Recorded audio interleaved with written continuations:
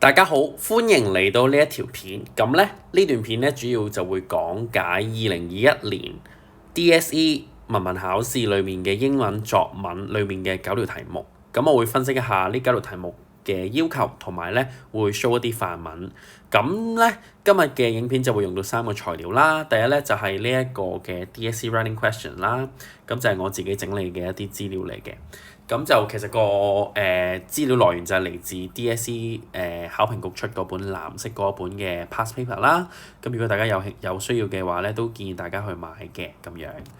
咁第二咧就係9篇嘅 DSE 範文啦。咁嗰個範文嚟自邊度咧？就因為我已經整過幾段都係一啲講解範文嘅片啦。咁有好多人都問我到底你啲範文喺邊度買㗎咁樣。咁咧其實咧我啲範文咧就嚟自呢一本嘅參考書嘅。咁其實我就冇收到錢話幫佢賣廣告，不過咧就呢本書就係嚟自 Join Us 嘅出版社啦。咁佢就有齊 DSE 咁多年嘅 writing question 嘅啲範文啦。咁你數下到而家其實都已經有108條嘅 writing questions 啦。咁佢又有齊108條嘅範文喎。其實都你計翻呢本書，我買嗰時係95蚊啦。咁即係你計翻埋，其實你1蚊都唔使就已經買到一篇範文喎，仲要108篇喎。咁所以我都係覺得好值得買嘅。咁所以如果咁多位備試嘅考生都未買呢本書嘅話咧，就可以去書局睇下啦，咁樣。好，咁事不宜遲啦，就開始第一條先啦。咁咧第一條咧其實係一個演講詞嚟嘅。咁呢一條咧就好多人就好多日校老師或者好多學生見到就覺得點解會放水咧咁樣。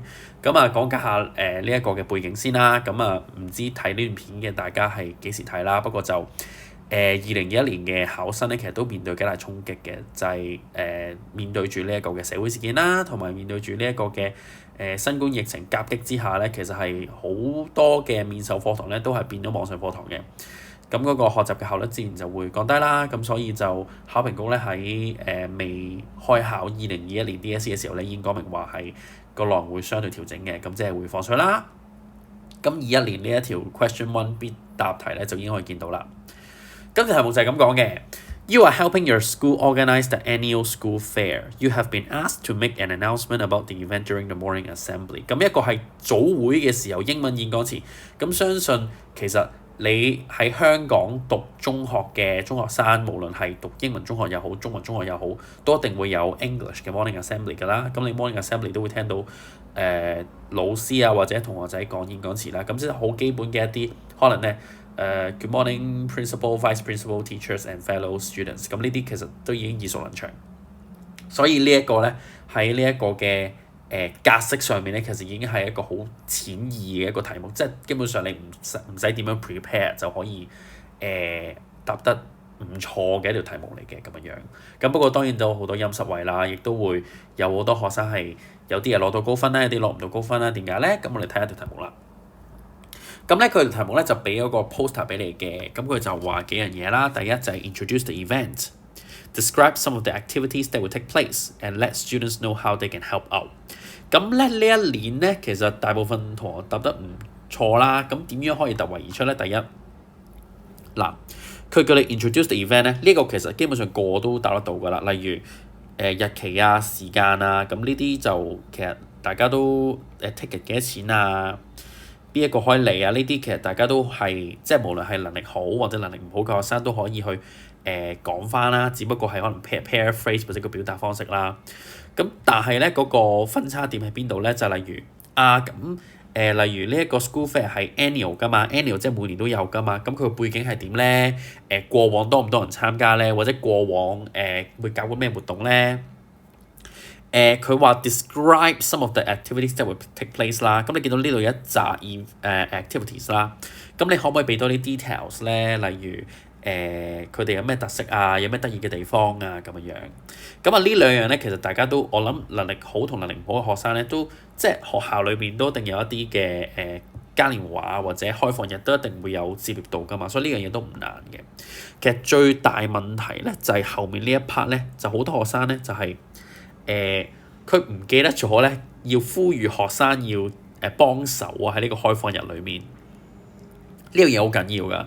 因為你要記得你個演講前嘅目的咧，其實你係想叫啲學生幫手啊嘛，咁所以你要講清楚到底佢喺呢一個嘅開發裏面係有啲乜嘢嘅位置，即係嗰啲咩職位可以俾佢做咧？例如 Open Day Ambassador 又好啊，或者佢係要 in charge of a game booth 又好啊，或者佢要 design 啲 promotional materials 又好啊，即係佢點樣幫咧？你點樣係可以呼籲佢哋幫咧？就例如可以幫助提升學校嘅形象啊，可以提升對學校嘅歸屬感啊之類。咁呢樣咧就真係好考你功力啦，亦都唔係一個每個學生都做得好嘅地方啦。咁睇下嗰個範文啦。Good morning, principal, teachers, and fellow students. It's that time of the year. The long-awaited annual school fair will be held on 29th May, Saturday, from 12 p.m. to 4 p.m. 咁呢個即係大家都講得到㗎啦，即係佢基本資料啦。After last year's great success, we're going to continue with the most popular food stalls, game booths, and arts and crafts workshops. Also, we have added several new elements into the school fair. 咁你可以見到咧，其實佢已經係俾一啲條題目冇俾嘅一啲資料，例如原來上年都好成功嘅，咁今年咧就有啲新嘅元素，咁呢啲就係可以喺內容裏面你可以同其他嘅考生去突圍而出嘅方式啦。咁呢個咧又係講一啲舊年嘅嘢啦。Last year, we have invited our school choir, dancing team and drama club to perform for us. 咁呢一 part 就係講舊年嘅嘢啦。咁呢啲係題目冇提過㗎嘛，咁咪 show 到你嘅 creativity 咯 ，originality 咯。But this year, we will open our student performances to everyone.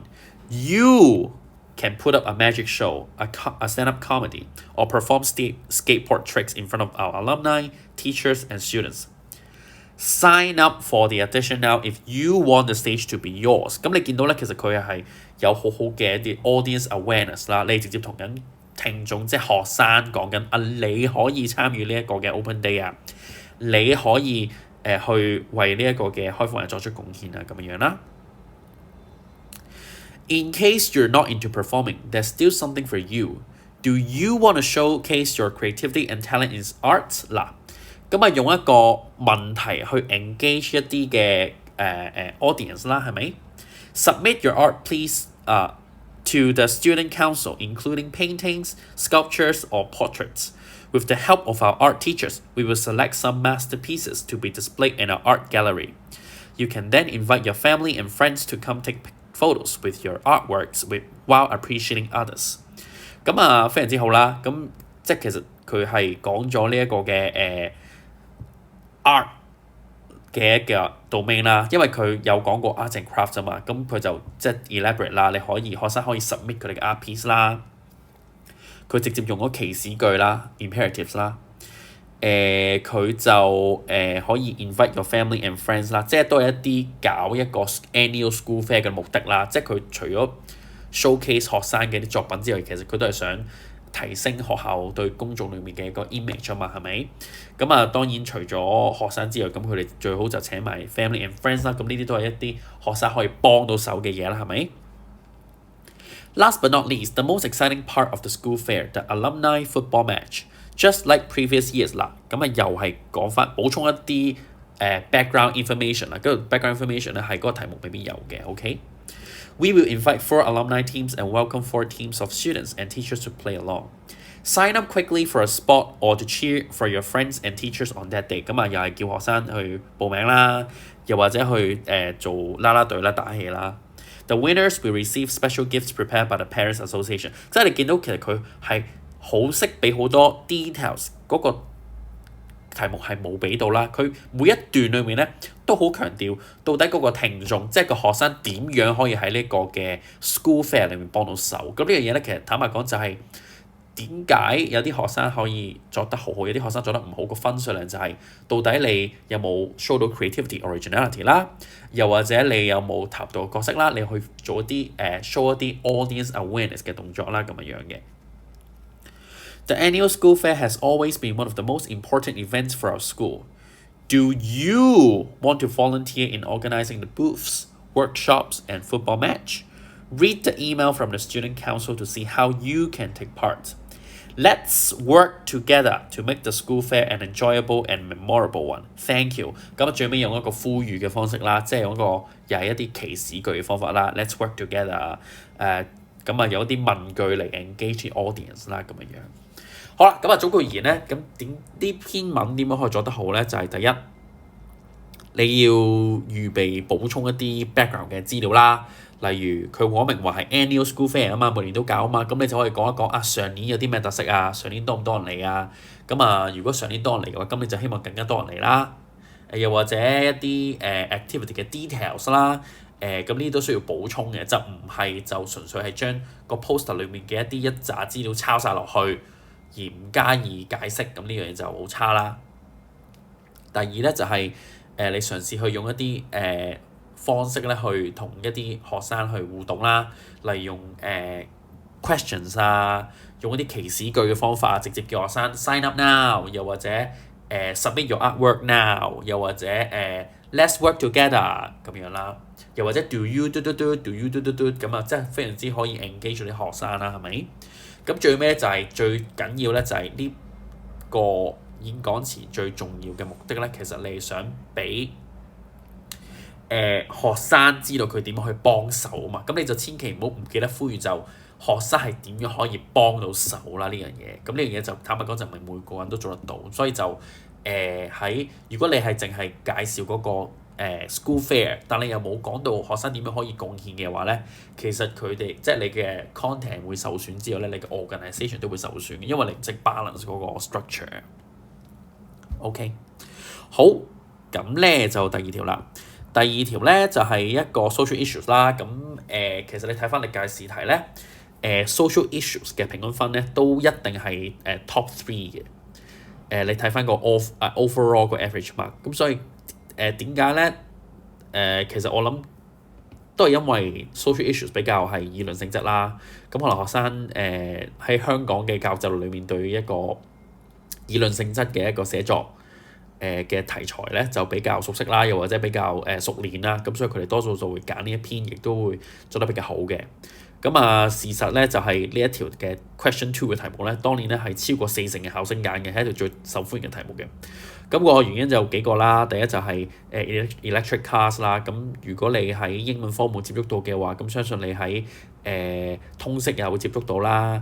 又或者你喺呢一個嘅化學都可能會接觸到啦咁樣。咁第二就係都係 letter to editor 啦，即係一個給編輯的信啊，係一個非常之寫到爛嘅一個題材，即係學生都好知道有啲乜嘢嘅句子一定要喺嗰個開頭嗰度寫，即係 I am writing to raise your awareness of 乜嘢啊即係一啲好熟悉嘅一啲句式，其實你都識啦，係咪？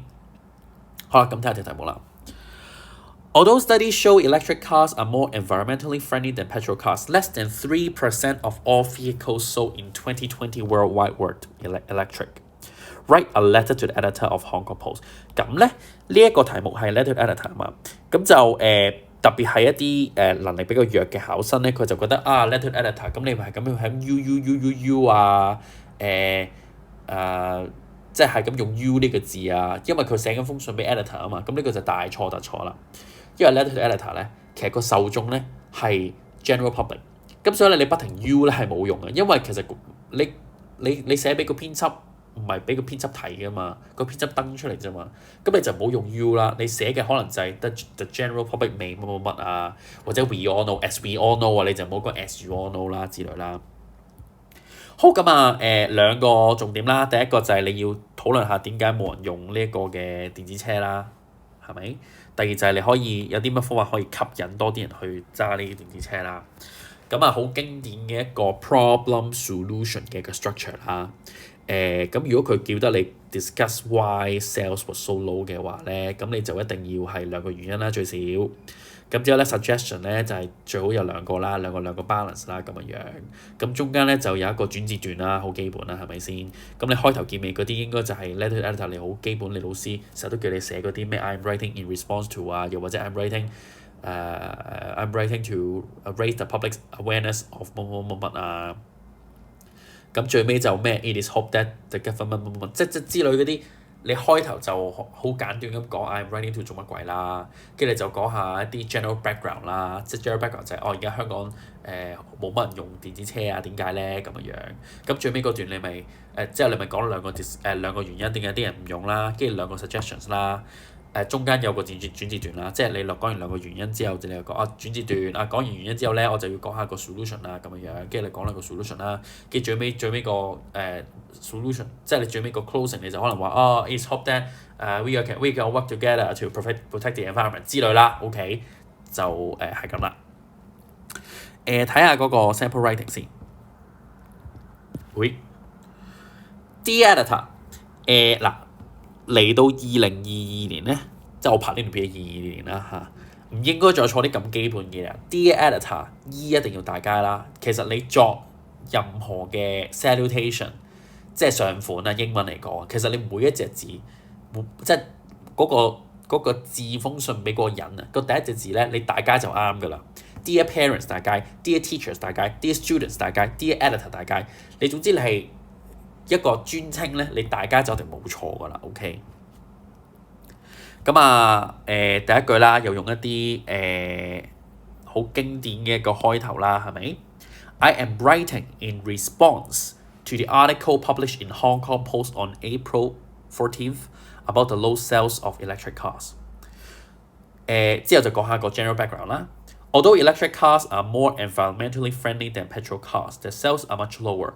The reasons behind including electric cars are of limited range and require longer charging time will be explained as follows。咁呢個就係一個 topic sentence 啦。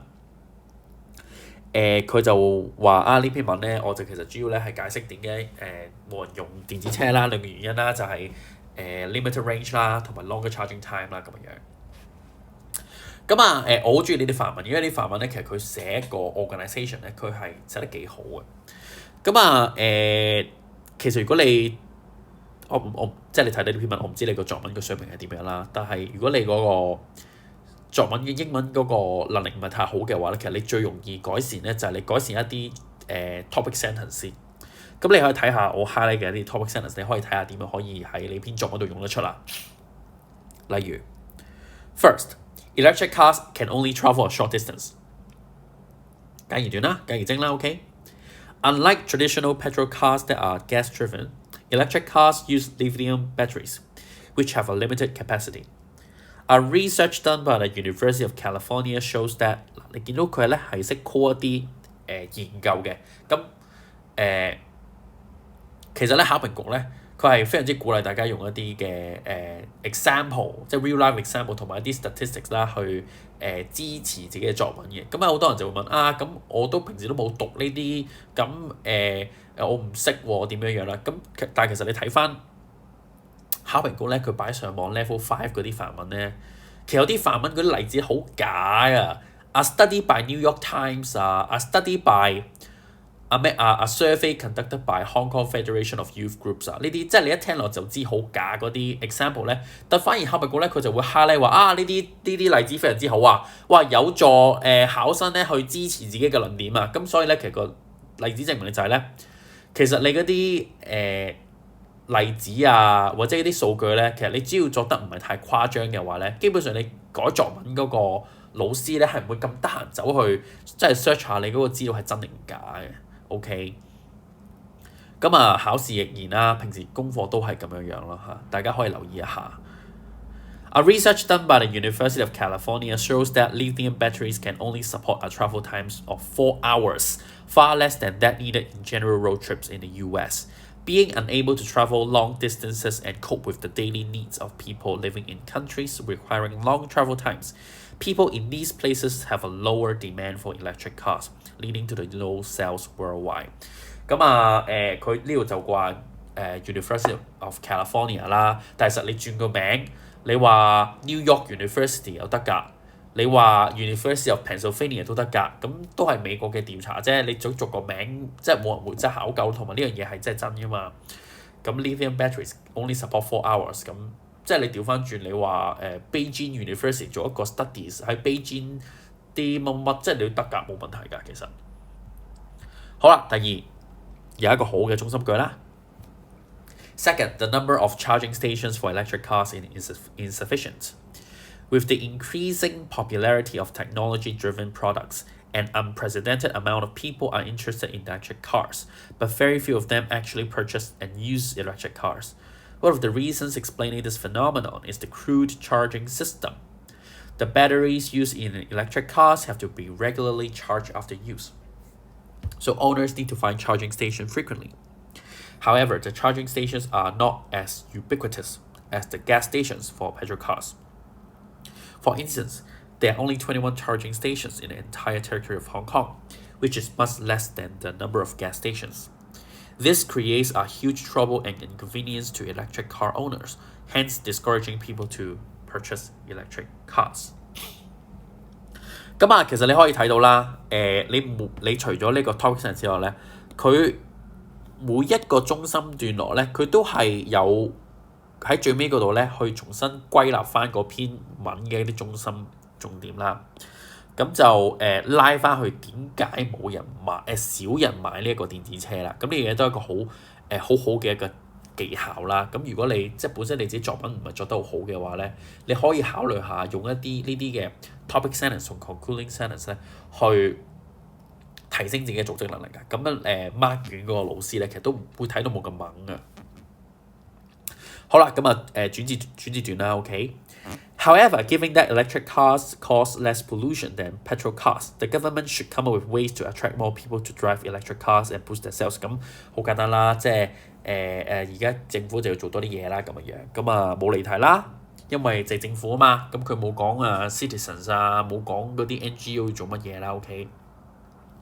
咁咧，但係要首先有個事先聲明咧，就係我覺得呢個範文有啲奇怪，就係佢得一個 suggestion。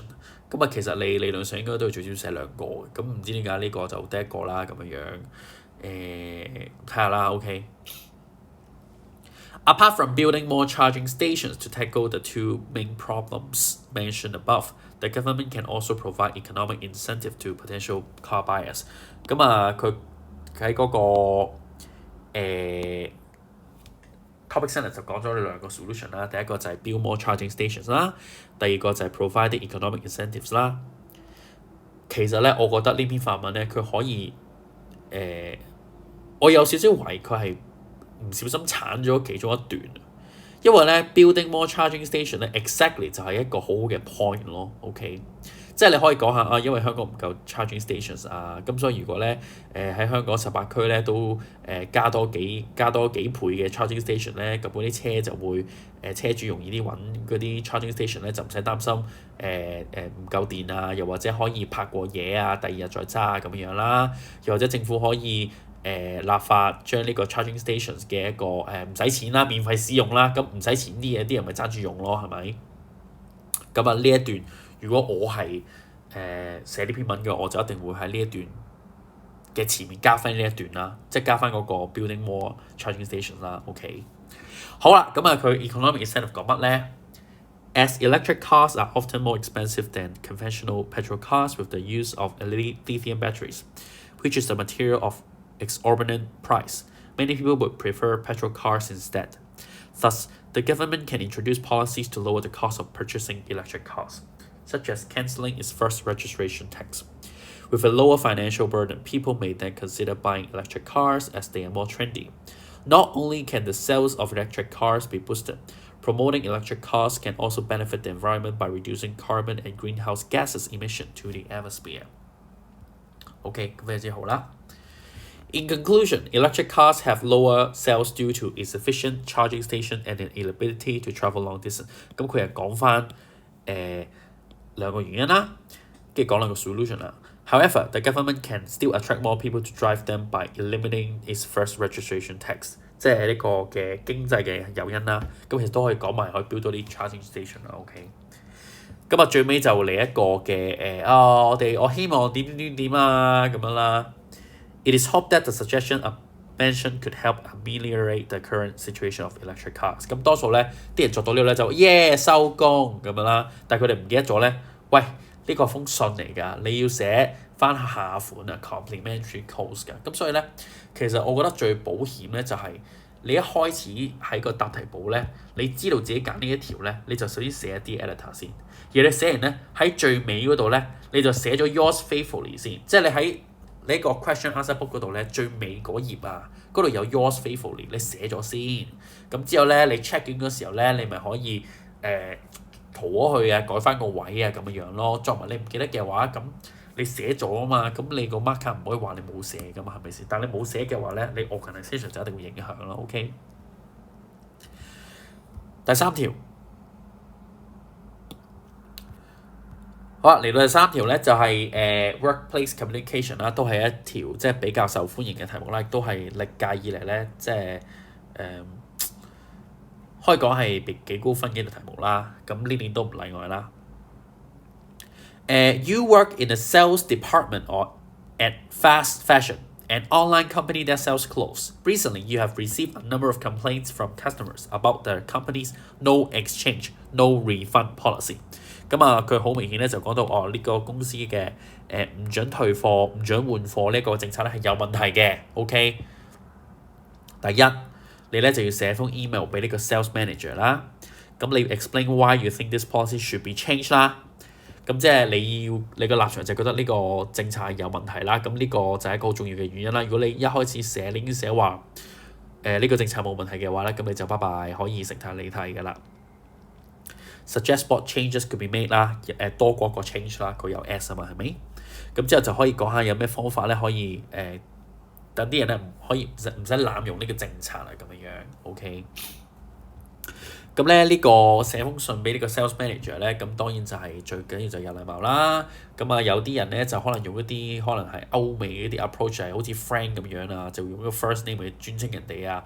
都冇話唔得嘅，但係我就覺得即係可能香港考生普遍就拿捏唔到呢一種嘅一個 style 咯，所以最好都係有禮貌啲就比較好咯。OK， 好啊，睇篇範文啦。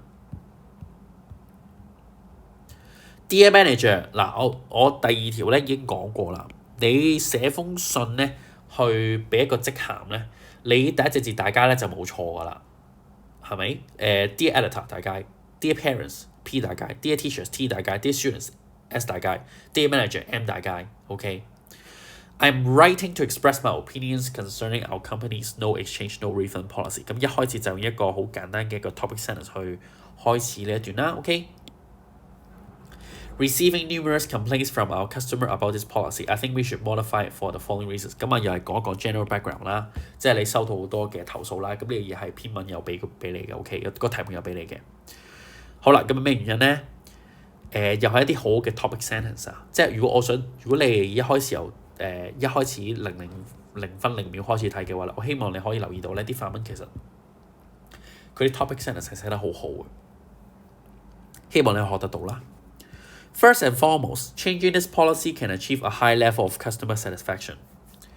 Providing a pleasant shopping experience for our customers has always been our company's mission and first priority. Nevertheless, the no exchange, no refund policy has been running in the opposite direction. One of our customers, Miss Lee, requested for an exchange as there was a tear on the dress she purchased. 咁啊，用一啲真實嘅例子啦 ，OK， 就係即係作文啊嘛，咁你叫作啲例子俾證明你自己嘅 point 啦，係咪？ She returned the dress in the original selling condition with the price tag attached and brought along the original receipt. But still, her request was refused. She then left a comment on our online store accusing that our company's practice is unreasonable and urging people to stop buying from our shop. Her act has definitely harmed our company's reputation and undermined customers' confidence in us. Therefore, if we do nothing, the surging customer complaints about the policy will undoubtedly lead to a loss of sales in the long run, which is the last thing we would like to see. 咁啊，又講一講啦。如果你唔改嘅話，有啲咩後果啦？就係第時咧嗰啲客唔嚟咧，咁就會令到嗰個 sales 低啦。咁 sales 低咧就唔好啦咁樣。Furthermore, offering product exchange and refund under reasonable circumstances is more convenient for our customers, hence enhancing their desire to shop in our store.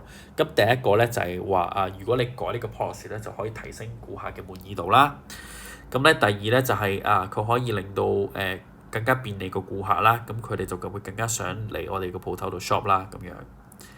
Especially since we are an online company, customers are unable to try on the clothes before purchasing. If they are allowed to exchange and refund, they will surely have higher confidence in purchasing our product, as they do not need to worry about wasting money due to quality issues of the clothes. This in turn encourages our customers to buy our clothes and thus increase the sales 咁啦。咁其實都係唔同嘅 point 嚟嘅。第一篇就係講有人投訴佢會令影響公司嘅形象啦。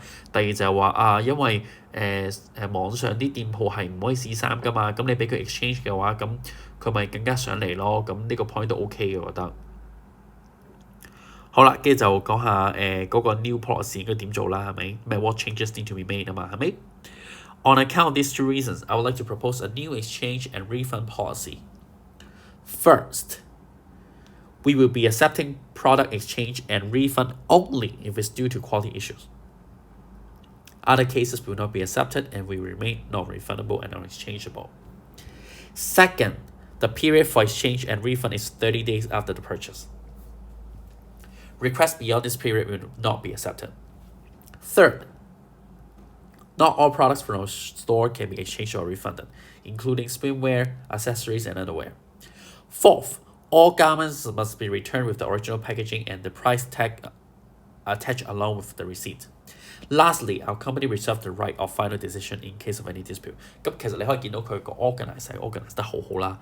咁其實都唔太需要去解釋嗰個 changes 點解㗎啦，因為都即係大家都明啦，係咪？咁淨係品質問題啦。如果你自己買完之後唔中意買錯，咁冇得怪人啦，係咪？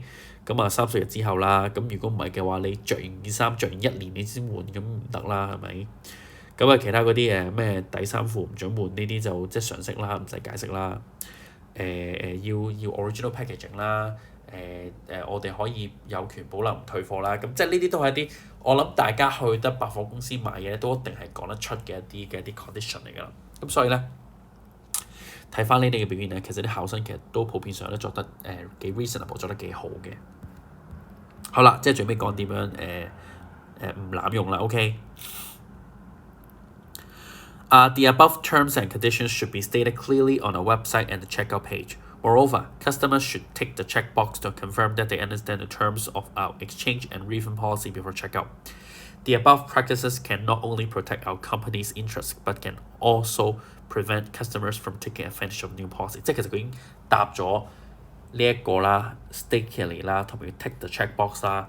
咁呢一個咧就可以 protect 佢哋嘅 interest 啦，可以 prevent 個 customer 去濫用呢一個嘅制度啦。OK， 咁最尾咧就當然係呼籲啦，呼籲下個 manager 用我哋嘅 idea 啦。OK。All in all, I sincerely hope that my suggestions will be considered, as I believe that the new policy would benefit our company. 咁最尾咧，可能大家作完呢篇文之後就覺得作完收工咁咧，但係就唔記得咗咧個下款。咁呢篇信嚟㗎嘛，咁信梗係有下款啦，係咪先？咁建議大家咧，其實你揀得第3條咧，你寫得 Dear Manager 咧，你寫 Dear Manager 之後咧，你就剪去 question answer book 最尾個頁，你就寫咗 Yours faithfully Chris Wong 先，實死冇刪嘅。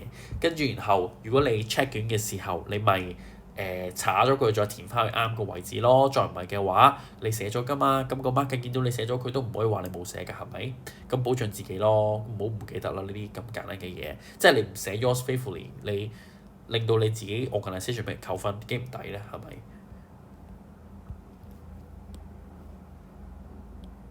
好啊，第4條。咁咧第4條咧就話呢一個嘅作一封求職信。咁求職信咧就如果你喺學校有學過呢一個嘅 workplace communication， 一定有寫過啦，係咪？咁咧就喺 sports 度咧就有用到喎，咁幾得意嘅，睇下先。You are a professional athlete looking for a career change. You have seen the job vacancy shown below and would like to apply for the position of assistant coach. 好啦，咁咧你而家係一個職業運動員啦 ，OK？ 你而家就想轉行。你咧就想報呢一個嘅 assistant coach， 你又想做一個助理教練，即係你而家唔係一個運動員啦，你而家係個教練。咁之後咧，咁呢一個嘅 Hong Kong Sports Foundation 咧，佢有啲咩 duties 咧？你首先要 design training programs for elite athlete 啦，你要 organise 一啲 international 嘅 sporting competition 啦，同埋要 identify and support local talent 嘅。咁點解我要 highlight 呢3點咧？就係、嗱，你要記得呢個係求職信啊嘛。咁公司請人咧，佢當然係有一啲嘢佢係想個員工做得到啦，係咪先？咁你封求職信，你梗係要解釋點解你做到啲嘢啦，係咪先？咁你諗下啦，例如你嘅英文老師，你揾工嘅時候，咁可能佢都要解釋俾校長聽啊，我識教 DSE 課程，我識做班主任，我識課室管理咁樣，即係你都要解釋俾校長聽你點樣做到啲嘢，你先可以請呢份工噶嘛。咁呢樣嘢都係啦。咁係人都知你係 professional athlete 啦，咁但係你係 professional athlete 唔代表你可以 design training programs， 唔代表你可以去發掘新星噶嘛，係咪？咁呢樣嘢就係呢封信你要解釋嘅嘢咯。如果你唔解釋，你只係一味講話我贏咗呢個獎啊，贏咗嗰個獎啊，奧運啊贏咗唔知咩第幾名啊呢啲，咁你咪離題咯，你咪達唔到條題目嘅要求咯，係咪？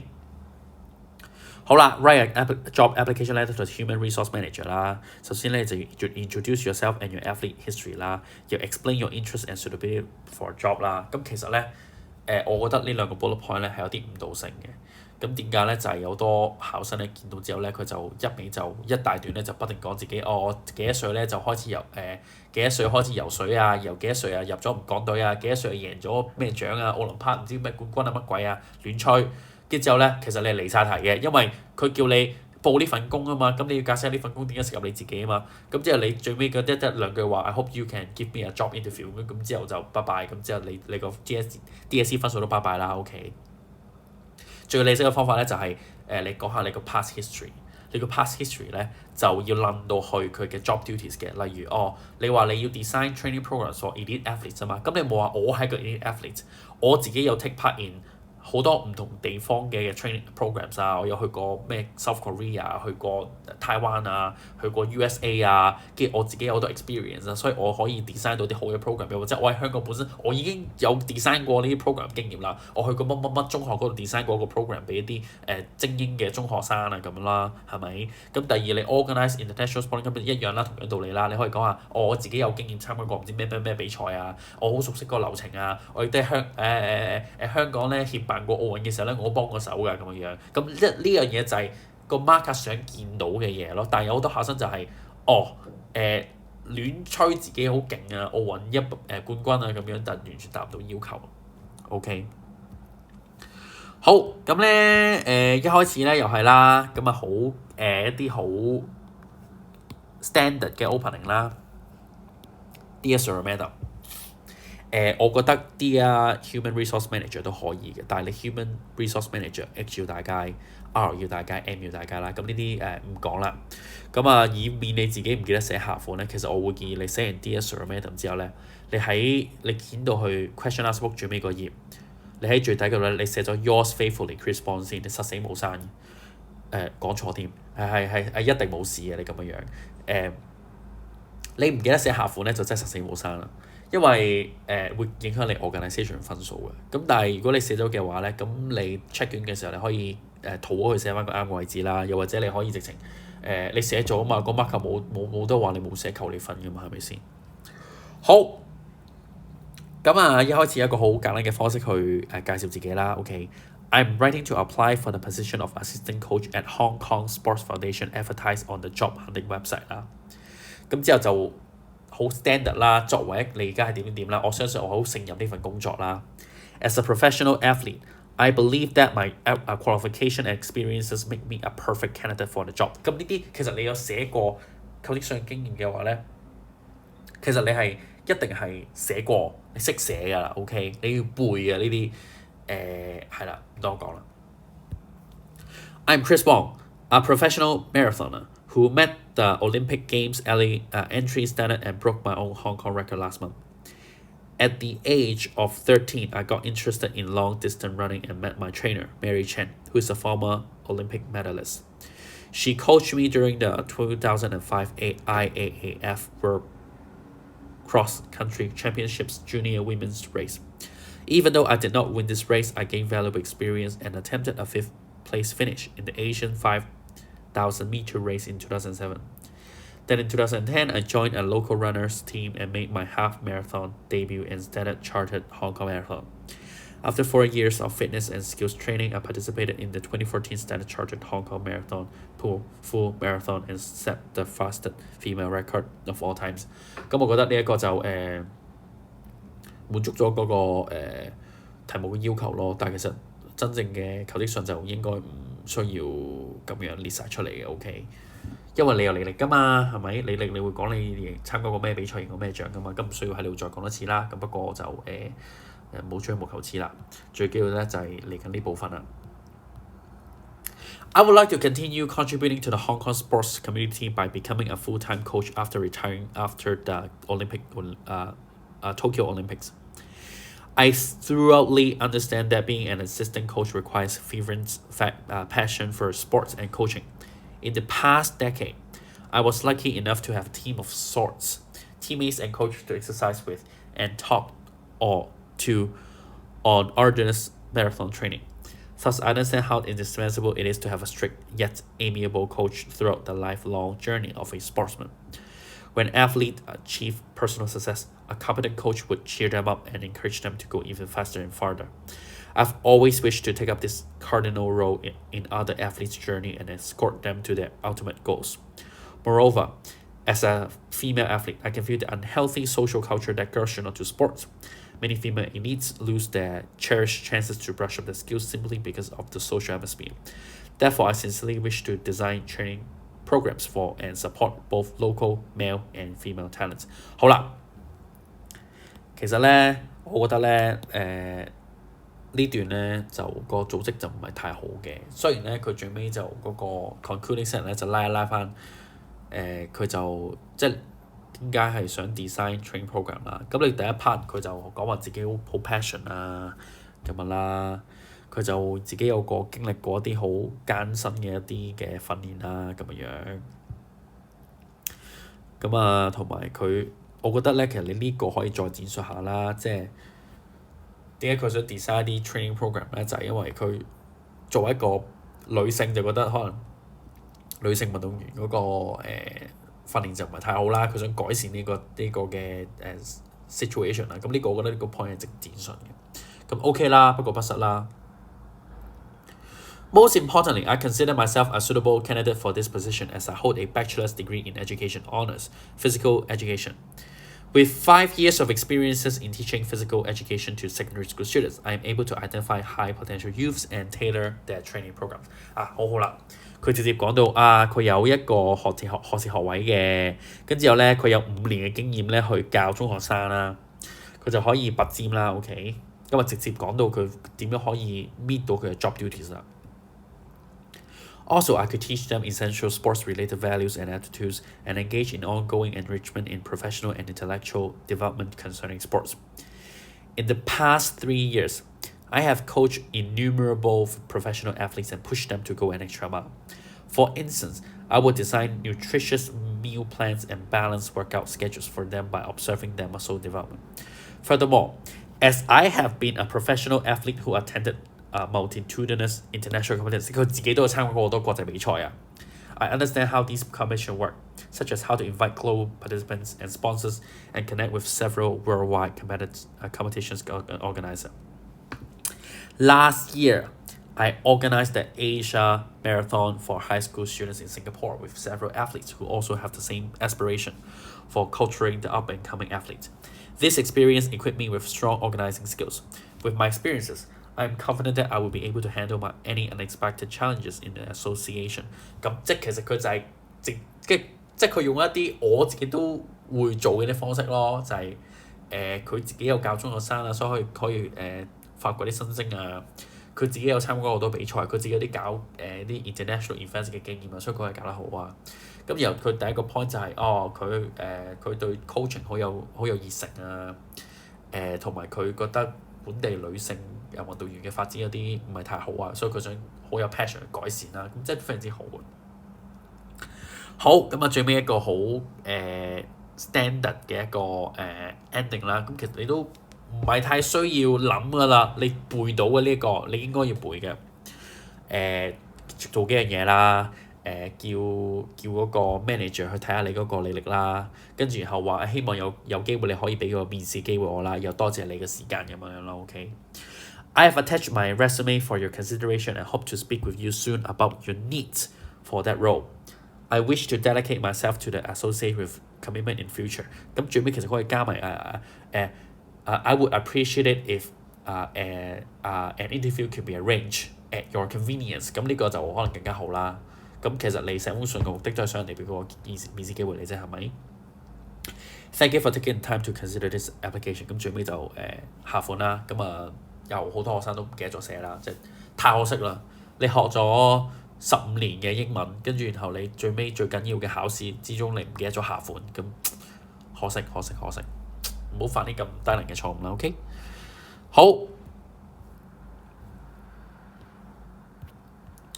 第五條咧就係一個 argumentative essay debating。咁 debating 咧歷屆嚟講咧睇翻個評分咧都係一個top 3最高分嘅一個 elective 嚟㗎。其實分分鐘係 top 2喎，分分鐘係最高分添㗎。咁點解咧？咁 debating 多數都係一啲議論性質嘅啲文啦。咁議論性質咧，其實香港考生咧都 train ground 㗎啦，所以就其實都好多嗰啲句式啊，又或者點樣作都好把握咯，好掌握到咯。咁呢邊都係啦，咁個題目其實都大家都好熟啦 ，social media。咁除非你係 live under rock， 咁唔係你唔會唔識咩係 social media 㗎嘛。咁可能有啲學生都可能 addicted to social media 啦，係咪？咁咧就睇下條題目啦。A social media influencer is a person who is paid by a company to promote goods and services through their social media network， 即係 KOL 啊 ，OK。Surveys show that a majority of millennials trust the advice of social media influencers over traditional media advertisement， 即係寧願信 KOL 解釋佢都唔信一啲傳統嘅電視新聞啦咁樣。咁你就要 write an argumentative essay，OK。咁其實好簡單啫，就係discuss whether social media influencers are more trustworthy than traditional media advertisement 啦 ，give reasons。咁呢啲就即係噏嘅啫，咁係人都知你要講3個原因去解釋啦，係咪？好啦，咁你一開始咧就第一段咧應該就講下啲 general background 啦，然後你就直接講你嗰個立場啦，你係支持定反對啦，咁支持應該就好寫啲嘅，咁然後就3個原因啦，咁3個原因要係唔同㗎啦，同埋要有啲例子支持啦，咁就作文之前諗清楚，唔好寫3個原因咧就係不停咁重複啦，即係你多數啲學生咧就係第一個原因咧就寫得好好，第二個原因咧就開始諗唔到啦，第3個原因咧就直情係炒到成碟冷飯咁樣，跟住就一碟一劈嘢，跟住之後就寫唔知點咧，就抄翻第一個點嘅 point， 跟住最尾其實你得2個原因嘅啫，咁非常之唔好啦。OK， 好，咁另外一個陷阱咧就係 trustworthy 啦。咁 trustworthy 咧有少部分嘅考生咧，其實佢誤解咗呢一個字嘅意思嘅。trustworthy 即係代表可唔可信啊，信唔信得過啊？佢信用度高唔高？即係到底啲人信唔信，就唔係講 pop 唔 popular。咁有少部分嘅考生咧，佢就係好寫話social media influencer 咧就好 popular， 咁就more popular than traditional advertisement， 咁你就離題啦。佢唔係問你 pop 唔 popular 啊嘛，咁係人都知 social media popular 啲嘢啦，咁大家叫你講trustworthy 啊嘛，咁你就冇離題啦。OK， 好啊，睇篇法文啦。好。argumentative essay 係要有 title 㗎，唔好唔記得。同 article 一樣啊，同 essay 一樣啊。總之你係一啲文章性質嘅嘢咧，都係要有 article 啊。咁sorry 要有 title 啊。咁你 title 寫多好過寫少嘅，我覺得。咁你咪寫咗先咯。唔好嘅咪再改咯。咁你要有時間 proofread 㗎嘛，係咪？Mirror mirror on the wall, are social media influencer trustworthy at all？咁用一啲即係玩一個一個好耳熟能詳嘅 quote 啦咁樣，咁輕鬆帶出呢一個嘅文章嘅重點啦。OK， 好啦，幾樣嘢啦，講下個背景先，跟住就講下你自己立場啦，然後3個原因啦。OK，social media revolutionized our way of life not only by connecting us to friends, but also by bringing us massive information about new products and services. Social media influencers are now taking over the job of traditional advertising agents, but they also receive some criticism about their credibility. However, I strongly believe that social media influencers are more trustworthy than traditional media advertisement as they are more experienced and audience oriented, are able to provide solid proof to back their claims, and are devoted to maintaining their reputation。即係你一開始個中心句已經講咗嗰3個原因啦，OK。咁希望睇緊呢啲片嘅你咧學下佢嗰個組織嗰個文章嘅方法啦。你喺第一段裏面咧就係講個 general situation 先啦，然後你直接講呢個立場，然後講3個原因啦喺個 topic sentence 裏面。咁由每一段嘅中心段裏面咧都應該係要有 topic sentence 同埋 concluding sentence 嘅。咁睇睇啦。To begin with, social media influencers are more experienced and audience-oriented than traditional advertising agents. Successful social media influencers have to make much effort to boost their number of followers in order to get advertisement offers. Most of them need to run their accounts for a few years and show a clear market orientation, like being beauty bloggers or holding talk shows. Throughout the process, they can be increasingly experienced and can explore what the audience wants to know. The success of Nikki Tutorials 非常之好嘅例子啦 ，OK。Who currently has over 10 million subscribers on YouTube, is the fruit of her hard work for more than a decade. She has been promoting different types of skincare and makeup and never failed to share good products for her audience with her experiences in the cosmetics industry.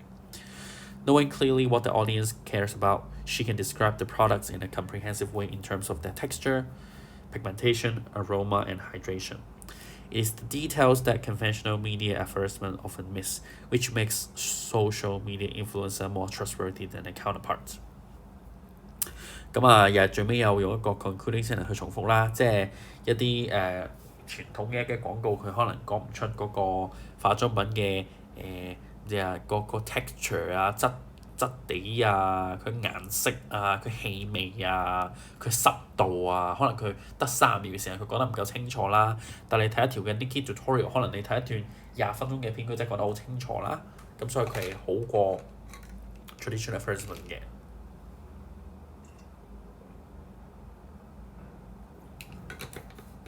好啦，第2段。Moreover, the proof-based approach of social media influencer outstrip traditional media advertisement, even when it comes to building credibility. 即係講證據啦，即係實戰啦，就唔係淨係 show 嗰個好靚嘅畫面啊，個明星用個化妝品靚咁啦。Unlike traditional media advertisements, which frequently employ glamorous models, fancy slogans, and possibly biased statistics, social media influencers often provide solid proofs in forms of scientific experiments to persuade people to buy the product.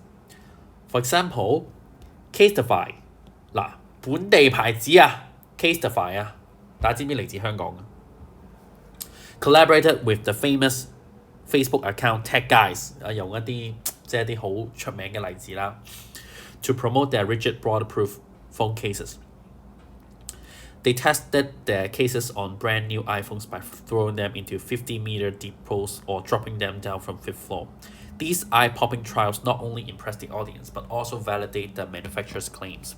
In addition, online cosmetic products promoters have also started a trend of recording day-to-day changes after using certain products to give viewers an insight of the product's actual impacts. These authentic display of products provides convincing evidence to customers, making social media influencer more trustworthy than traditional media advertisement that rely on celebrity endorsement and empty words.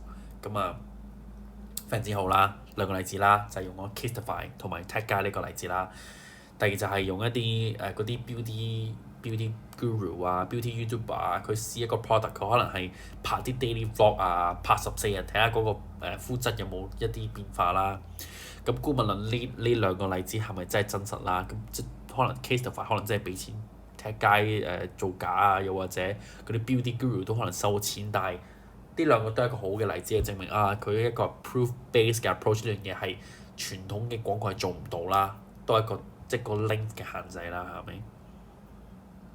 好啊，駁論咁有啲人就話喂老師咁係咪一定要駁論先可以高分啊？咁我嗰個觀點咧就係其實咧就未必嘅。點解咧？就係有啲香港考生咧，佢就作駁論咧就係、首先佢自己駁論咧就應該就係揀對方最勁嗰個論點嚟駁㗎嘛，係咪先？咁如果你揀一個論點其實根本就好弱嘅，咁你駁論咪唔強咯？你駁一個唔係好強嘅一個論點，咁你唔係好強咯，個駁論係咪？容易理解啦呢一個。第二就係、有多人咧個駁論咧其實好 weak 㗎，即係你駁論得嚟，其實你又唔係好駁到對面嗰個論點，有可能咧搞到你自己嗰個說服力更加差。係啊，咁所以就你識駁論先有駁論咯，你唔識駁論嘅，其實你三個原因都 OK 嘅，冇人逼你啊嘛，係咪？除非佢話一定要 include an counter argument， 咁你就一定要做啦，係咪？好啦，咁呢一個駁論我覺得 OK 嘅，睇下。However, some may argue that social media influencers are more trustworthy than traditional media advertisement as they, like advertising agents, are paid to promote the merits of products or services. 嗱，講我頭先個論點啦，俾錢嘅 Nike Tutorials， 俾錢嘅 Tech Guy 係咪？咁啊駁論啦 ，OK。It may seem that both social media influencers and traditional media advertisement would boast about the pros and evade the cons of the product they promote to maximize profits. But the fact is, social media influencers could not risk providing exaggerated or biased information as they have most of their income depending on their comments on social media platforms. Take Kendall Jenner， 哇又用啲好嘅例子啦 ，OK。A famous influencer with over 95 million followers on Instagram, as an example. She once promoted a large-scale music event, Fire Festival. 哇！我唔知大家知唔知啊？呢一個係一個好即係比災難更災難嘅一個 event。In 2017, claiming there would be sea view hostel and first-class culinary experiences for visitors. Excited fans rushed for tickets, but were later furious to find out that the accommodation was absolutely trashy and no food or drink was provided at all.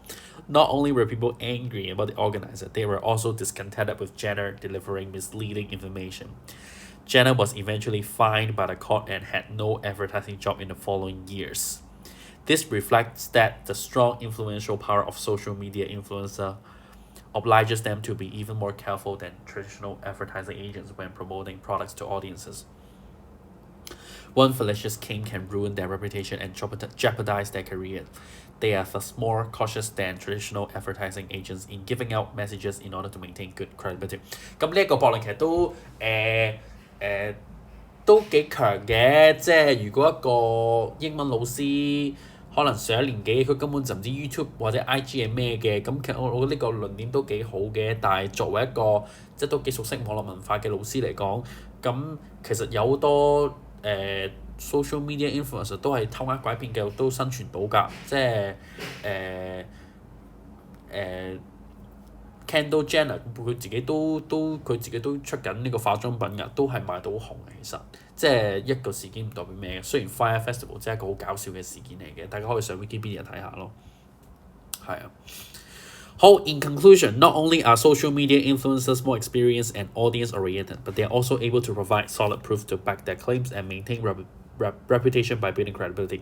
咁又係用翻一個嘅 concluding sentence 啦 ，OK。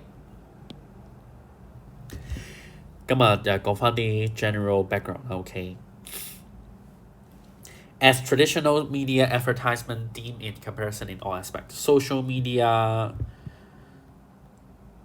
influencers are more trustworthy。咁就即係講翻嗰個 statement 啦 ，OK。完。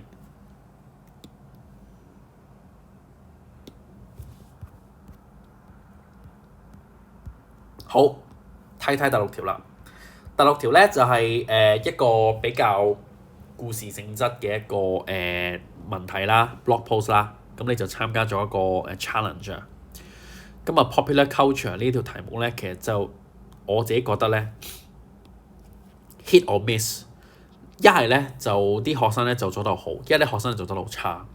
咁呢一年咧，我自己當年收到呢份試卷嘅時候咧，我就覺得死硬啊，好多人嚟睇。但係相反咧，又唔係喎，呢個題目咧係21年個評分最高分嗰條嚟喎，真係有啲喜出望外嘅真係。咁啊搞乜嘅咧？咁你就took part in a social media challenge called the 21 Day Gratitude Challenge 啦，係咪？咁啊 gratitude 即係感恩啦，感激之情啦，OK。咁如果你唔識嘅話咧，其實都有解俾你聽嘅。For 3 weeks, you kept a journal about the things you were thankful for on a daily basis. 咁咧 after completing the challenge, participants were invited to share their experience on the 21 Day Gratitude Challenge website. 咁然後咧，你嗰個受眾咧就係一啲可能都心喐喐想參加呢個 challenge 嘅人啦，係咪？咁你就講下你哋經驗啦，OK？ Explain why you accepted this challenge and what you hope to achieve。都幾複雜，其實呢幾多 part 下嘅。第一，你要講下點解你要接受呢個 challenge 啦。咁點解你要接受呢個感恩挑戰咧？咁即係代表你本身自己個人好中意抱怨啊，唔識感恩咯。咁 what you hope to achieve 就係可能你想開心啲啊，個人有多啲希望啊，又或者想個人 thankful 啲咯。OK。咁之後咧，第三就係你要 reflect on the 21 days 啦，你講一講呢21日有啲咩經歷啦，係咪？咁之後咧就講下呢21日咧點樣改變你啦。咁即係雖然佢就話 weather 啫，咁但係你寫得篇嘢去嗰個21 Day Gratitude Challenge website， 你冇理由寫臭佢 challenge 㗎嘛，係咪？咁都唔 make sense 啦。咁即係代表你一定係 change you 啦。咁一定 change you in positive way 啦。咁你就諗下點樣可以令你 change you in positive ways 啦。可能你係更加留意到啲默默無名嘅人為社會做出嘅貢獻啊，又或者可能更加愛錫屋企人啊之類啦，自己諗啦。OK， 咁呢題大家都做得幾好嘅，唔錯，因為有啲意外。好，睇範文啦。What I am thankful for 嗱 blog post 咧就要有個 title 嘅，咁咧有啲人咧就會寫埋咩 by Chris Wong 或者 posted on April 21st 5:40 p.m. 咁樣，咁呢啲都冇問題嘅，呢啲係一啲 structural 嘅啲 features 啊，咁但係就係咯，一篇正常嘅文章就要有title 咯 ，OK。Negativity has permeated into every facet of my life in recent years. 負面 Flashing back to a month ago, I was bemoaning trivial matters， 即係少濕碎嘢就抱怨。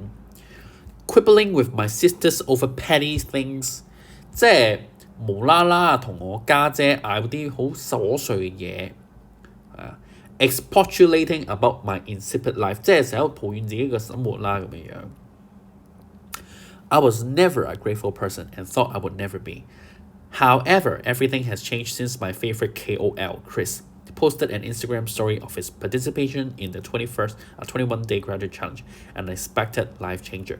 咁我講得好啦，嗱 ，however 會轉折啦，即係就呢個係一個 unexpected life changer 啦，咁就 change your life in any way 嘛，即係直接答呢個題目啦，已經。In the midst of the most tedious days, Chris was the only celebrity who made my life a little bit more lively. As his die-hard fan, I would definitely not miss out on the activities he promoted, not to mention that every participant would get a signed Polaroid from Chris. A simple reason why I joined the challenge.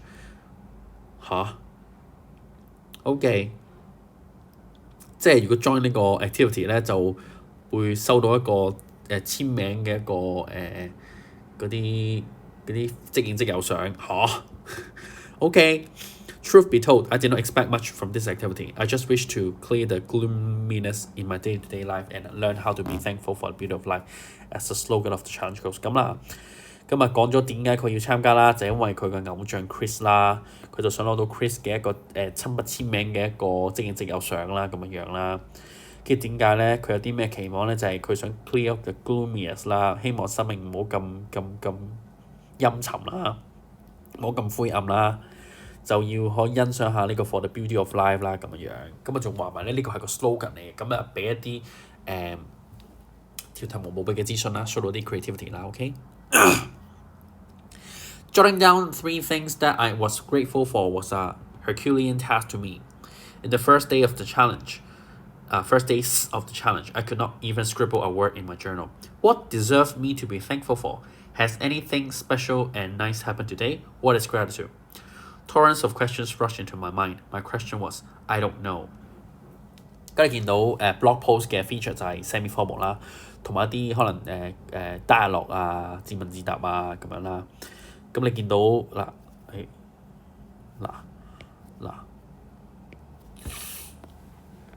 answer was I don't know 啦，自問自答啊、自言自語啊、自己問自己問題啊，呢啲就係個 blog post 嘅一個 feature 啦。即係換句話嚟講咧，你要做一個黐線佬或者黐線婆咧，先可以寫一個 blog post 咁樣。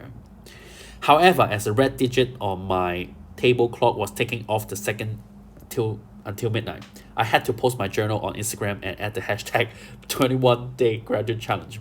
Even though I was not thankful at all, I still forced myself to record a few insignificant ideas such as today's vegetarian lunchbox provided by the school was unexpectedly palatable. I thought these were just hollow sentences, but little did I know that the magic would work afterwards. During the second week, I realized that my mentality was changing. After putting down the seemingly futile sentences in my journal, I started ruminating about whether I could actually be thankful for what had been written. For instance, I realized that the chef must have gone an extra mile to make the luscious vegetarian lunch boxes. To scout out thankful ideas for the challenge, I pay more attention to everything great happening around me 啦。即係佢留意多啲身邊嘅事物啦，佢就諗下到底佢係咪真係可以佢點樣可以更加感恩啦？佢寫咗嘅嘢，連個廚師都要多謝啦。OK。In the past, I took everything for granted and never found them special. Thus, I missed out the joy of smelling the fragrant flowers on the street, tasting the delicious meals, and even feeling the balmy breeze. Taking things for granted can take away that joy, okay? To further delve into how to be thankful, I visited the challenge's official website. There were some guides and related tech talk videos, which were quite easy to follow and explicit. To illustrate, 嗱，咁咪俾啲真實嘅例子啦 ，OK？ The 5 tips to love your surroundings taught me how to avoid being self-centered and materialistic. The practical way was to close my eyes and imagine how my life would be if my friends and family were gone one day. The treasurable love from others has always been taken for granted, and we often fail to notice that love is ingrained in our insipid life. That's the underlying reason why it's so arduous to search for what to love and who to thank. It offered valuable information about thankfulness and a turning point in my life. Gradually, I morphed from an ungrateful wretch to a person who could sense the love from others. 咁你係轉變啦 ，OK？ 咁啊，初頭咧就係一個好唔識感恩嘅人啦，而家就變到一個可以感受到人哋嘅愛嘅一個人啦 ，OK？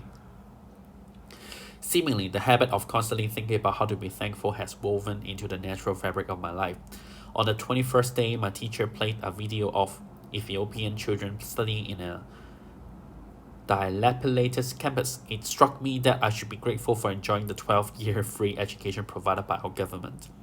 Needless to say, if I had not joined this challenge, I might be complaining about the pressure cooker examination system, and the manic revision schedule instead. It was such a remarkable U-turn in my life as I let go of the pressure of studying and treating it as a cherished learning experience. 唉，真係好笑，即係大家備緊戰嘅考生都記得啊！原來咧，你諗下呢個埃塞俄比亞小朋友嗰度書咧，就可以令到你let go of the pressure of studying 啊 treasure as a cherished learning experience， 有啲搞笑我覺得。不算啦係。Who would have imagined that I could become such a grateful person? Undoubtedly, the concept of being thankful has been indoctrinated into my mind already。即係你可以見到咧，我 highlight 嘅字咧，其實都係一啲轉變啊。佢由21日之前佢係完全唔識感恩到而家咧好識感恩咧，其實係一個好大嘅轉變嚟嘅。OK。All changes are hard at the beginning, messy in the middle, and gorgeous at the end. The 21-day gratitude challenge acts as a motivation for me to rectify my negative perspective on life and embark on a journey of gratitude. Appreciate, let go, and love are the cardinal elements of experiencing gratitude and joy. I wish every reader of my blog would give the challenge a try. You have my words that this challenge does not only give you a Polaroid from Chris, but fascinating insight into thankfulness. 咁啊，直接同一個讀者呼籲啦，你參加啦，好玩㗎，會改變你一生㗎咁樣。咁啊，間接去達到咗呢一個題目嘅一個要求啦，就係、你要呼籲呢個讀者去參加呢個比賽，唔係比賽呢個 challenge。如果唔係嘅話，咁點解嗰個主辦方要邀請你去寫篇嘢咧？唔通鬧臭佢？冇可能噶嘛，係咪？好。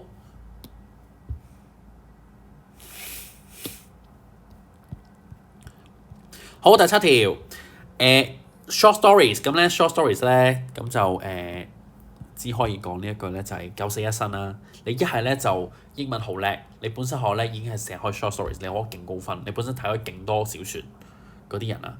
你一係咧就你去到臨考 DSE 嗰日咧，你睇到啲題目咧，先突然間決定咧，我要冒險，我要作 short stories，我唔信我會死，跟住就真係死咗嗰種人嚟嘅咧。咁咧就睇下啦。You are joining a short story contest organised by a bookshop。咁咧你要 write a scary story， 佢咧就第一次咧係 specify 咗個 genre 啦，你要寫 horror story about a security guard on duty one day。咁咧如果你令到嗰個 marker 唔驚咧，或者你寫另一個題材嘅話咧，就拜拜，咁就冇分啦。OK。咁用以下呢4篇幅圖畫去作文啦。咁其實就大部分考生咧都跟住呢個次序去作個故事嘅，但你調練次序都 OK 嘅咁樣。咁睇下嗰個範文點樣作啦。OK。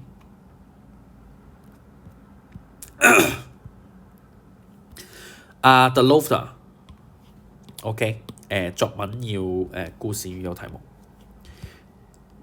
故事咧咁最基本元素要有5個啦。中文就係起承轉合啦，係咪？咁可能你英文就有啲可能唔知知唔知啦，咩 rising action 啊、climax 啊、咩 falling action 啊、resolution 啊，即係之類呢啲咧，其實你係應該要識嘅。如果你唔識嘅話咧，咁就麻煩你去上網揾下點樣做一篇好嘅 short story。同埋你都要明白咧 short story 嘅一啲 element 啦，例如 dialogue 啊、一啲 metaphor 啊、simile 啊、personification 啊、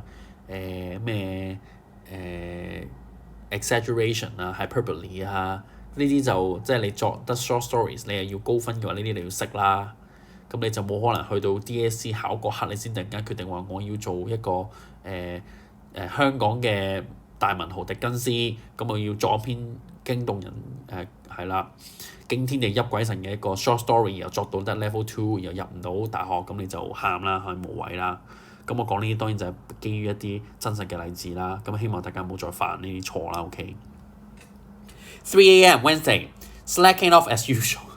咁咧就好強調呢篇文 loafer 啊 slacking off 不斷咁強調喺度蛇王 OK。Chris was dozing in the security room， 瞌眼瞓。To work the night shift, all he had to do was to check if there were any suspicious people wandering around the building. But Chris has his daytime job and was worn out。咁你見到啲文字其實好靚嘅 OK。Suspicious people 啊 ，wandering around 啊 ，worn out 啊，係咪？Hong Kong is long hailed as one of the world's safest cities with diminution in crime rate. Okay.Nothing to worry about, right？ 咁有一啲句子啦、dialogue 啦，其實 monologue 嚟嘅，只要講嘢。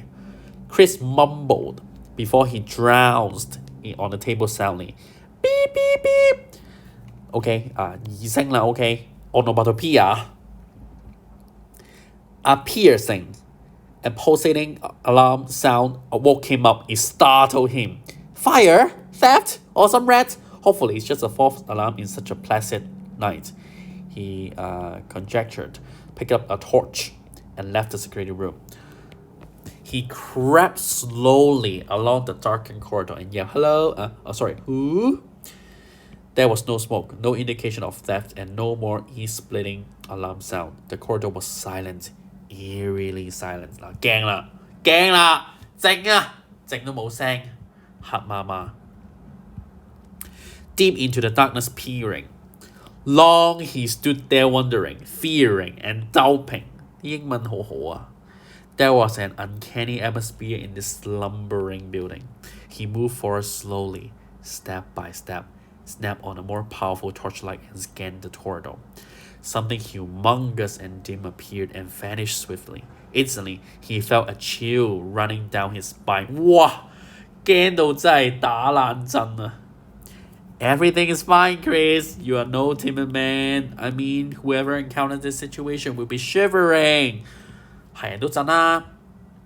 He tried to calm himself, but his terror swelled with every step. A dark shadow emerged and grew larger and larger under the torchlight.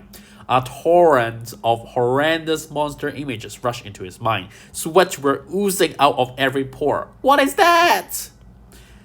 Squeak! The silence was broken. Oh, rats! Just now go back to your holes and leave me alone. So it's a false alarm. 虛驚一場啦，你以為啦，係虛驚一場。Chris heaved a sigh of relief and turned around, heading back to his security room. Poof! Suddenly, the torchlight flickered and it went out. 哇！個電腦突然間熄燈，好驚啊！ Darkness there and nothing more along the corridor. A nameless fear engulfed him. It was pitch black, so he could not even see his own fingers. He tried to trace back the way to the security room in the dark. He put his hand on the wall to prevent himself from being tripped over. Time slipped away, but he still could not feel a door handle and find a way out. It was a glaring fact that he was entangled in the darkness, walking along an endless corridor. 哇，好驚啊！冇光喺個走廊度摸下摸下。雖然喺香港嚟講咧就冇可能嘅，因為香港要有嗰啲緊急逃生嗰啲標誌啊嘛，係咪？咁呢個博物館係犯緊呢一個嘅消防條例嘅喎。咁不過我哋唔好理啦，而家講故仔 ，OK？Anyone there? He whispered, and an echo murmured back a few words. We are here. 好驚啊 ！And nothing more. Fear paralyzed him, and his leg turned into jelly. 哇！驚到我個腳都軟啊，變到啫喱咁樣啊！ He could not bear the terror anymore and tried to call other security guards for help. No one answered him. Under this helpless situation, he felt his body growing numb. 哇！個身都痹埋 ，Oh my God! Out of the blue, a ray of warm light appeared, indicating a door was left ajar. 哇！有道門喎。It gave Chris a faint gleam of hope. 哇！係一個少少嘅希望。He walked forward and sneaked a look at the door. Two other security guards were staring at numerous CCTV screens. Thank God, my colleagues, my blood nearly froze in my veins. It was too frightening in the dark, Chris exclaimed. The two men didn't reply to him and their eyes were glued to the screens. Chris then lay on a table and planned to continue his rest. However, he found his colleagues a bit weird. Thus, he peeked at what they were staring at. It was beyond his wildest bewilderment. Every single CCTV captured his face. Is that a delusion or dream? Chris rubbed his eyes, but no dream had ever been so intense. The two colleagues turned their face slowly. They were ashen-faced and creepily said, Sleep, Chris. We are here to put you to sleep. You slacker! His vision then became blurry and he lost consciousness. 哇，好驚啊！佢嗰兩個同事唔係同事啊，佢兩個同事咧可能着咗魔啊，佢催眠佢啊 ！Oh my God! The red digit of the clock on the table ticked off the second. It was 7 a.m. in the morning. Wait, Chris, it's morning and you may leave now, his friend May said, tapping on his shoulder. It's day shift now? Oh, have you met two other colleagues just now? I vaguely remember that it was terrifying in the corridor last night and I was under surveillance. It was way too weird. What are you talking about? You were the only one who was on duty yesterday. Well, I've heard a rumor that slackers will be punished by the ghosts of two security guards who died in a fire a decade ago. At that time, they were sleeping and didn't notice the smoke and fire. Maybe you've met them. She claimed. Fear trickled down his spine again. Seemingly, it was a punishment for being a loafer in the end. 哦，即係成個故事咧，都係想懲罰佢太爛啦。OK，咁呢個其實都即係呢個故事做得幾好咯，真係，因為佢好貼題啊嘛。一開始就係佢喺度瞓覺啦，跟住佢又出咗嗰個聽啲怪聲啦，跟住去個走廊嗰度啦，跟住之後你就作為個故事啦。咁其實即係做得非常之好咯呢篇文。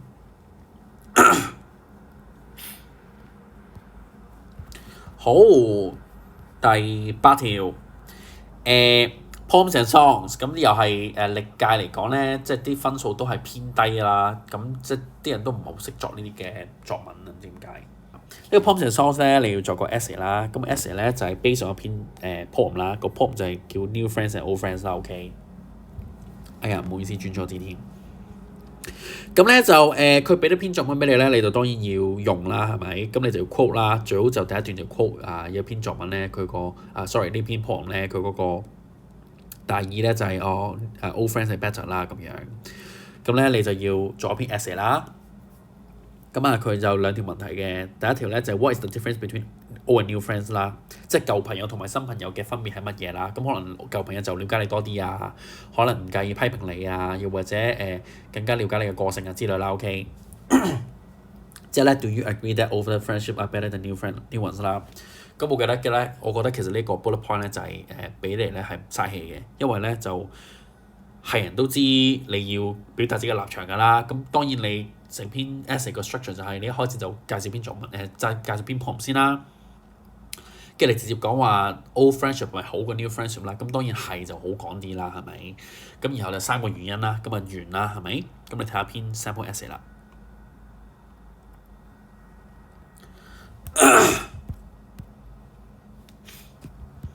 好 ，old friends versus new friends， 咁又係啦，咁 essay 都係要一個 title 啦，咁記得要落 title 啦 ，OK。Joseph Perry once said, "Make new friends but keep the old. One is silver, the other is gold.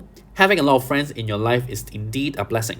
However, some friendships last forever, while some end as path changes. Old friendships versus new friends. What is your choice? In my opinion, I treasure old friendships more than the new ones." 咁你見到咧，佢就係啦，首先有 quote 翻呢一句啦 ，Joseph Perry 呢一個啦，介紹一個 general background 啦 ，OK。咁最尾就講自己嘅立場啦。好啦，咁就3個原因啦。When you are spending time with friends, it's always more comfortable if they are your old friends. Why? This brings out the first difference between old and new friends, the level of mutual understanding. Your old friends know precisely what you like and dislike, your personality, feelings, and vice versa. Having developed the mutual understanding in an old friendship, you can talk of everything under the sun in a relaxed way with your old friends. However, 比較啦，係咪？When it comes to socializing with new friends, every word you spit out has to be prudent because you never know which word will push the buttons.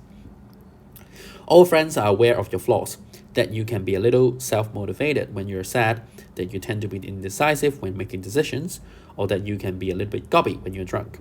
But still, they love you anyway. They have accepted who you are and have decided to stick with you. This is something that new friends can never do. 係啦，最尾個 conclusion 就拉翻去新嘅朋友做唔到嘅嘢啦。OK。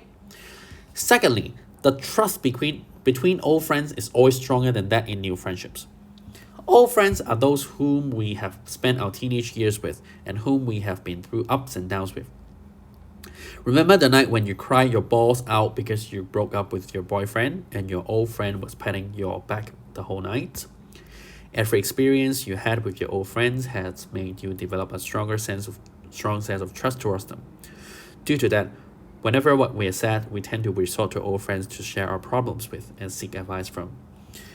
We are more comfortable to show our vulnerable side to those who we trust rather than those we just met. 咁又係最尾個 conclusion 就拉翻新朋友比唔上舊朋友啦。好啦，之後第3個原因啦。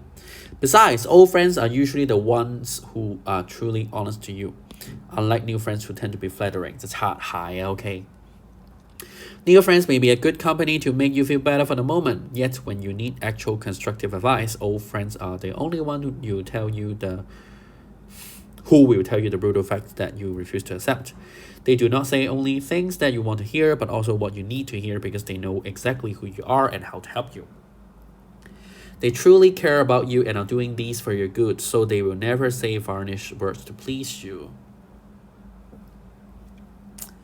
係啦，咁最尾咧，我覺得呢個範文有啲奇怪咧，就係佢無啦啦又加到第4個 point， 其實你係唔需要嘅，即係你3個原因，我寧願佢喺嗰個第2同埋第3個中心段嗰度再展述多啲，點解新朋友做唔到，可能比較好。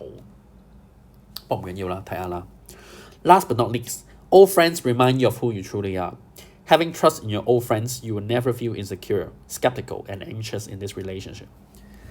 Instead, you feel content and comfortable. You can always let your guard down and reveal the real you in front of them. Old friends are often the mirror to ourselves because you pick up habits from each other as you grow together. They are the reflection of who you are as they hold these tiny pieces of you. To conclude, I would say old friends are definitely more valuable than new friends. 咁啊又係重複翻個自己立場啦。Just as old rhymes with gold, having an old friend is surely a sparkling gold piece, so be sure to treasure old friends. 咁啊俾建議啦，你記得要珍惜下自己嘅舊朋友啊 ，OK？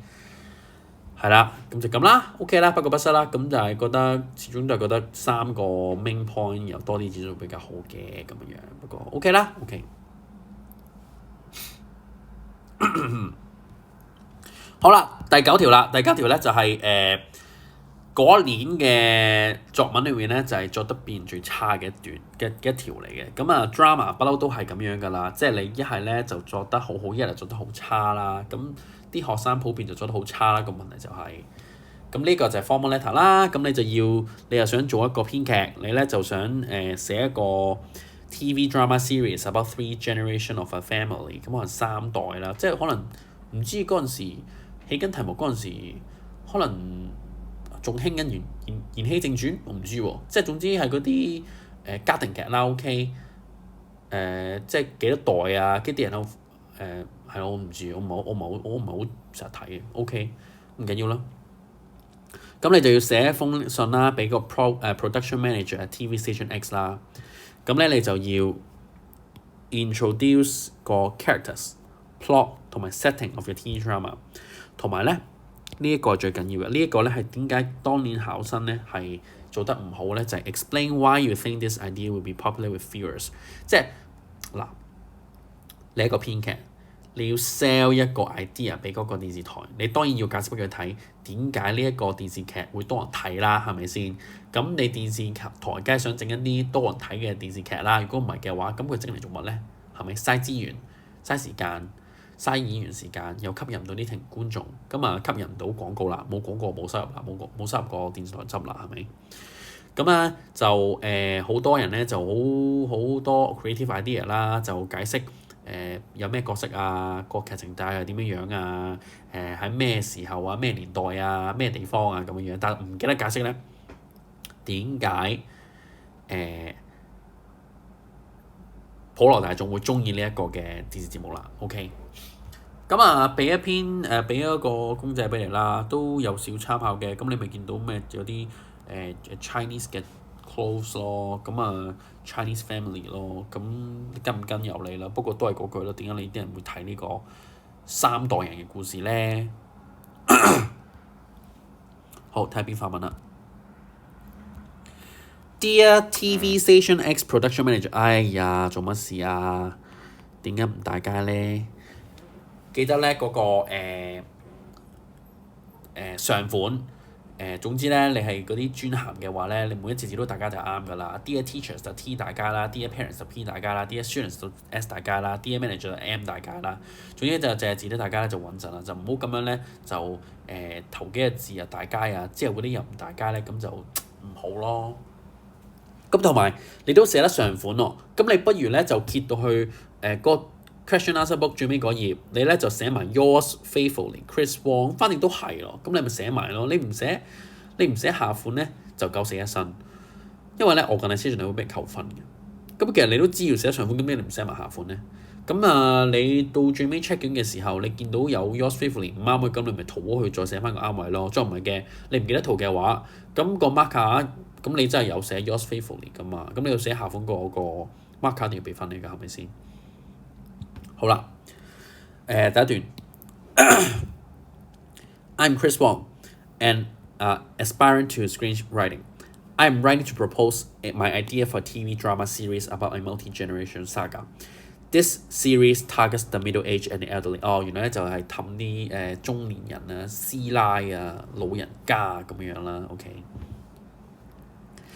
咁啊，介紹下啲 characters 啊、plot 啊、setting 先啦。First and foremost, this drama series, The 3 Generations, is about the family bonding between the 3 generations of a Hong Kong family, and it depicts how the older generations try to fit in and understand today's world. 咁就係講啲老人家點樣去理解今日嘅世界啦。OK。The story is set in 21st century in Hong Kong. interwoven with the grandparents' memories from the 30s in mainland. The protagonists are a young girl called Mary, her parents and grandparents from the mainland China. In this drama series, the characters have distinct personalities. To start with, Mary is the typical con kid as she is the only daughter of her family. Treated as a spoiled princess, she can get whatever she wants, such as the teddy bear, which costs a pretty penny from her family. 咁介紹 Mary 嘅性格啦。OK， 港蟹。Thus, her impoliteness grows due to the relentless love. Moving on to her parents, her mother is a highly affected by the traditional Chinese culture indoctrinated into her mind by the grandma. She struggles a lot to understand the true meaning of marriage and the right parenting method in this day and age. 唔知咩係婚姻嘅真正嘅意義啦，同埋唔識點樣管教小孩啦。Her husband is a benevolent man who respects women in this society in which patriarchy is epic. The grandparents who came from the mainland also take crucial roles in this drama, especially Mary's grandma. Traditional Chinese culture has been ingrained into her day-to-day life. For instance, she has her feet bound as golden lilies and holds a strong perception that women belong to the husband and his family. Her grandfather married her grandmother simply for the benefits of the two families without love. Their roles could highlight the stark contrast between the old and young generation. 即係咧嗰個嗰個爺嫲嫲咧就地公公婆婆啊，即係總之就係 grandma granddad 咧就其實就係為名義結婚啦，跟住其實都唔係好知道戀愛意義係乜嘢啦，同埋係好父權嘅。咁之後咧嗰個媽媽爸爸咧就好啲啦，媽媽就唔好識嘢啦，爸爸就一個好仁慈嘅人啦，個女女就係個港女啦。OK， 港鞋啊，唔係港女啊 ，sorry 啊。OK。The drama begins by illustrating the story of Mary's grandparents and delineating how grandma, who came from gentry class, had her feet bound so as to look more attractive to their future husbands. 咁啊講個 plot 咯喎，紮腳啦要。Due to the traditional Chinese culture of golden lilies, when she was knee-high to a grasshopper, she nearly forgot the feel of the rush of water and mud over her feet. 即係佢腳麻痹到冇感覺。Then she has no choice but to marry the husband assigned by her family 啦，即係要問翻下教啦。Grandma did embroidery, weaving, and cooking for a man she did not love and know well. She succumbed to being a good family member under the intense influence of male dominance in the society. Grandpa had no respect for grandma and treat her as a maid instead. 當佢係工人啦，老公當老婆係工人啦。The first few episodes focus on Mary's grandparents' stories in the 30s and highlight how the patriarchy affected their lives. Okay. Moving on, the next part talks about how Mary's mother's feet has been badly bound by grandma. As a result, she has ugly slump which did not even allow her to balance herself. It's settling that she was too unsteady on her feet for anyone to ever to hug or kiss her. Thus, she always tried to fight against grandma and infringe on the traditional culture. 即係咧，阿媽媽咧就唔係好想遵從呢個傳統嘅一個文化啦。There are several arguing and fight scenes between Mary's mother and grandparents. She was somehow rebellious, always going an extra mile to distinguish herself from grandma. Later, she fell in love with and married her open-minded husband who studied overseas. This part captures various romantic and heartwarming scenes between the couple. 哇，原來咧去呢個海讀書一個海歸啊，係咪海歸啊？即係總之啲老公喺海讀書啦 ，OK， 咁啊戀愛啦。After the wedding in the mainland, they migrated to Hong Kong to kickstart a new page for her life. Mary's mother demonstrated that girls do have the right to choose their own companions 啦，女仔可以揀自己嘅伴侶嘅 ，OK。In the last section, Mary's mother reached a complete deadlock as she had no idea how to raise her daughter well without using the strict and harsh way of traditional parenting in the mainland. 即係咧個媽媽咧唔識點樣管教女啦，太過嚴苛啦 ，OK。Therefore, she followed the trend in Hong Kong and tried to give the best for her daughter. 哇！即係咧佢唔識除咗嚴之外咧，佢唔識點樣管自己小朋友啊！即係唔嚴咧就要咩都縱小朋友啦。It was definitely a conundrum to deal with as Mary gradually grew into a con kid. This part focuses on the interesting story of parenting and the close family bonding in Mary's nuclear family 核心家庭。好啦，呢個最緊要啦，其實可以再講多啲嘅，我覺得就係講點解會受歡迎。I have confidence that this drama series will be popular with the middle-aged and the elderly because it could strike a chord among them， 即係咧可以引起共鳴啦。Long gone are the days when the older generation migrated from the mainland China. The drama also delves into traditional Chinese culture, be it favorable or not, and is very close to the reality of many viewers in Hong Kong. They might have seen girls with golden lilies or even have their feet bound, thus retrieving their memories so deep down in their heart. 即係見到嗰啲擲腳咧，就諗起自己嘅童年喎。OK。Moreover, the drama can attract moms and dads and is put emphasis on the struggles of parenting and the thriving phenomenon of Kong kids or the little emperors. Viewers may share the same feeling as Mary's mother and understand how the nearest and dearest accommodate their family's shortcoming. This series reflects the reality with all the glaringly ugly truths hidden in every aspect and shows the rise of feminism in Hong Kong.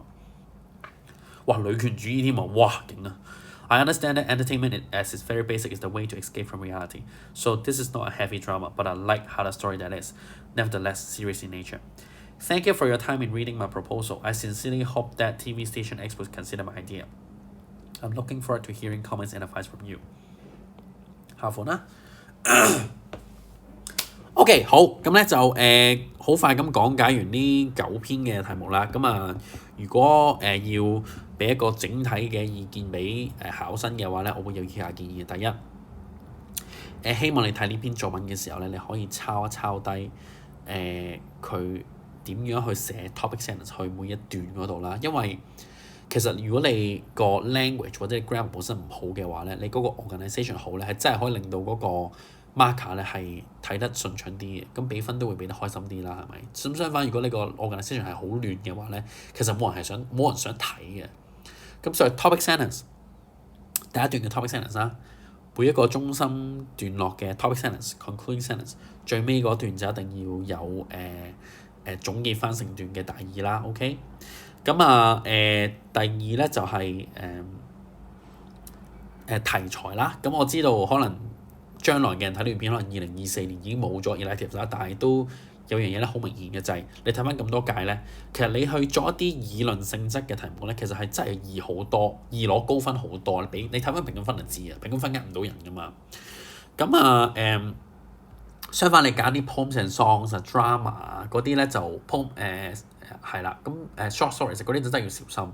除非你平時練開都係作開嗰類題目嘅話咧，如果唔係你真係會好蝕底嘅。尤其是如果你真係作得唔係咁好嘅話，咁啊最尾咧就留意一啲嘅基本嘅一啲要求啦，例如就呢一年咧好多嘅考生咧就係3個 bullet point 或者2個 bullet point 咧，佢就係 focus on 第一或第二個 bullet point 啦，最尾個 bullet point 咧就係冇 focus 到啦，呢樣嘢就好差啦，就係你影響 content 之餘咧，仲影響 organisation 嘅。千祈唔好漏咗每一個 bullet point 啦。當然你就作文之前要起個大綱啦，諗清楚你每一個 point 你要點樣作先啦，係咪？咁啊最尾就係唔好誤解題目啦。留意下佢有啲 hidden requirement 啦，例如 annual， 咁你就可能講下過發生咩事啊。例如呢一個嘅 no exchange no refund policy 啊，佢已經講明話 should be changed， 咁你就唔好寫錯立場啦。sports communication 咧嗰個 requirement 就係你要講下你自己點樣 fit 到佢嘅 requirement 啦，點樣做到佢啲 duties 啦，trustworthy 唔好解錯啦，gratitude challenge 你就唔好解錯，或者你要明白佢個背後個意思就係你想 promote 呢個 event 俾人哋啦，你要講啲好嘅嘢啦。short stories 你要 scary 啦，唔 scary 就離題啦。poems and songs 就old and new friendship 啦，係啦，最尾呢一個就係你要解釋點解呢一個電視劇係會受歡迎嘅。咁呢啲 hidden requirement 佢唔會講得明，但係你都要去了解，即係你可以諗一諗，其實你每一篇作文點解你要寫一篇嘢咧？例如你寫 letter to editor， 可能你就係想大眾多啲關注呢件事啦。你寫一個 blog post， 可能你就要 promote 一樣嘢啦。又或者你寫一個嘅 speech， 你可能就係呼籲人哋做一樣嘢啦。或者你寫一個求職信，你就係其實你想人哋俾個面試機會你啦。呢啲嘢我諗 common sense 啦，留意多啲啦，同埋 language 嘅方面啦。OK， 係啦，就係咁啦。咁啊有緣再見啦。希望下年就再做一段片，可以分析下DSE question 啦。